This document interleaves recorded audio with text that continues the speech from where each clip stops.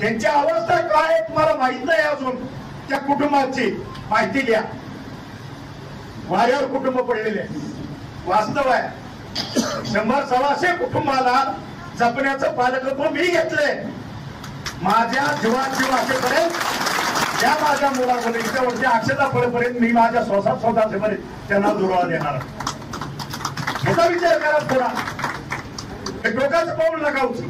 हात जोडून विनंती करू. अत्यंत वाईट अवस्था आहे आपल्या समाजाची. आत्महत्या नका करू. आपण झगडू. आपण महाराजांचे मावळे आहोत. लक्षात घ्या. आपल्या नसा नसात रक्तात महाराज आहे. मग आत्महत्या करून शरण जायचं की महाराजांनी नाही शिकवलं आपल्याला. महाराजांवरती वेळ आली नव्हती का? आलेली होती. आली होती का नव्हती? आज किल्ले मोगलांच्या ताब्यात दिले. त्या ठिकाणी समझोता केला. माघारी घेतली. पण नंतर ज्यावेळेस सोडी घेतली त्यावेळेस स्वराज्याची निर्मिती केली. हे का विसरता? म्हणून आजच्या ह्या माध्यमातून माझ्या मराठा समाजाच्या एवढंच कळकळीचं आवाहन करतो. आत्महत्या करायचं नाही. आपल्या लेकरा बाळावरती अन्याय करायचा तुम्हाला काही अधिकार नाही. आपल्या आई बाबांच्या स्वप्नाचा चुराडा करायचा तुम्हाला काही अधिकार नाही. आणि म्हणून कळकळीचं विनंती आजच्या ह्या माध्यमातून करतोय. आत्महत्या करू नका.